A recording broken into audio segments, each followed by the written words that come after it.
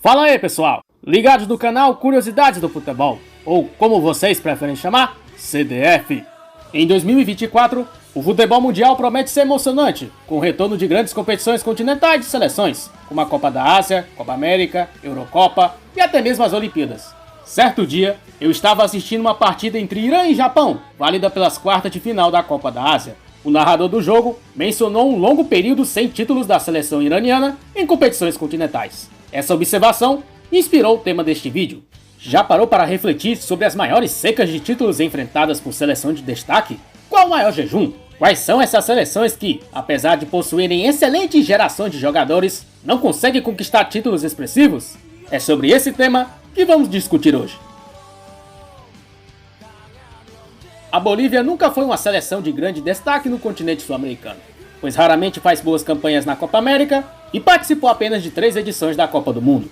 Apesar de suas fraquezas, os bolivianos podem se orgulhar de ter conquistado um título importante, a Copa América de 1963. Naquela ocasião, a Bolívia sediou o torneio, em um sistema de disputa no formato pontos corridos, e sagrou-se campeã somando 11 pontos em 6 jogos. Esse é o único título da história da seleção boliviana. Desde então, eles nunca mais alcançaram outra final de competição continental, nem mesmo da própria Copa América, permanecendo em um jejum de 61 anos sem conquistar uma taça expressiva.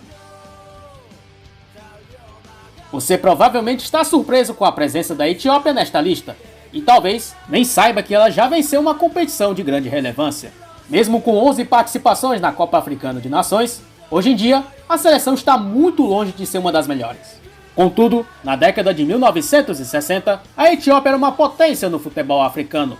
Foi nesse período que a seleção conquistou seu único título de grande importância, a Copa Africana de Nações de 1962. Naquela época, a competição seguia um formato totalmente diferente do atual, com um sistema de mata-mata a partir das semifinais, com a participação apenas do atual campeão, do país sede e dos vencedores das fases qualificatórias da região Norte e Sul. Após essa conquista, a Etiópia perdeu seu status de potência, chegando a ficar 31 anos sem se qualificar para a Copa Africana de Nações, e mantendo um jejum de 62 anos sem conquistar outro troféu relevante. A Coreia do Sul é uma das seleções mais fortes do continente asiático, tendo participado de 11 edições da Copa do Mundo e 15 edições da Copa da Ásia. Sua maior conquista é a Copa da Ásia, na qual foi campeã 2 vezes, nos anos de 1956 e 1960, sendo esse o seu último título. Naquela época, o regulamento da competição era bastante diferente do atual, com um sistema de grupos sem final, no qual participava apenas o país sede e os vencedores das fases qualificatórias das zonas Central, Oeste e Leste. Mesmo com a presença de jogadores como Park Ji-sung e Heung-min Son, a Coreia do Sul nunca mais alcançou o posto de campeã continental, tendo chegado nesse período em 4 finais de Copa da Ásia, e perdeu todas elas, mantendo um jejum de 64 anos sem títulos. Esta seleção, sobre a qual vamos falar agora, sempre causou impacto em muitas competições em que participou, tanto no período atual como Rússia, e no período anterior como União Soviética. Não à toa, acumula 11 participações na Copa do Mundo e 12 participações na Eurocopa. O maior título conquistado pelos russos em sua história foi a Eurocopa de 1960, quando o país ainda era chamado de União Soviética. Detalhe importante, os soviéticos foram os primeiros campeões da história do torneio, vencendo a Tchecoslováquia nas semifinais e vencerem a Iugoslávia por 2-1 na final.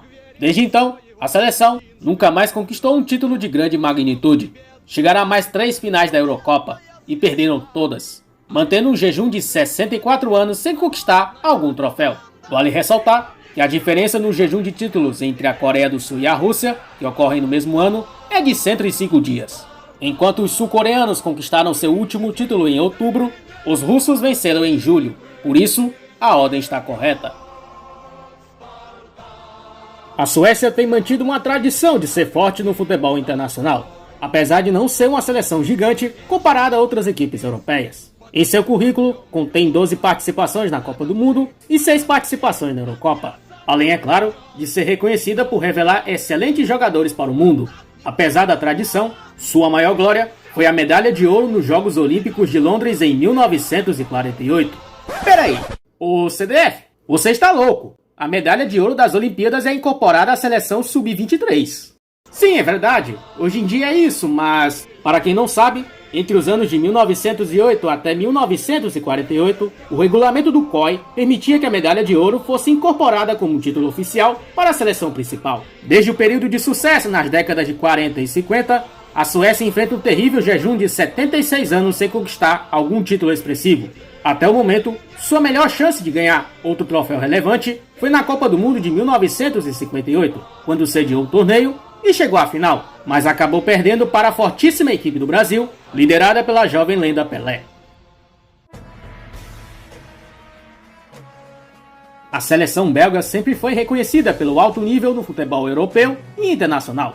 Suas 14 participações na Copa do Mundo, 6 na Eurocopa e com seu elenco repleto de jogadores incríveis falam por si só. Sua maior realização foi a medalha de ouro nos Jogos Olímpicos de Antuérpia em 1920. Na sua campanha, eliminou as equipes da Espanha, Holanda e venceu na final a Tchecoslováquia por 2-0. O fato é que a Bélgica nunca mais conseguiu outro título desde 1920. Sua melhor oportunidade até hoje foi a final da Eurocopa de 1980, quando os belgas perderam o título para a Alemanha Ocidental. Até o momento, a Bélgica está em um impressionante jejum de 104 anos sem ganhar nenhuma glória. E até o momento da gravação deste vídeo, é o maior jejum de títulos de uma seleção na história do futebol mundial. Bom, meus amigos, infelizmente o vídeo chegou ao fim. Mas caso tenha curtido, não esqueça de deixar seu like e se inscrever no canal, ativar as notificações porque tem vídeo novo todo dia 28 e se puder siga nossas redes sociais que estarão aí na sua tela e também na descrição do vídeo. Até a próxima, falou!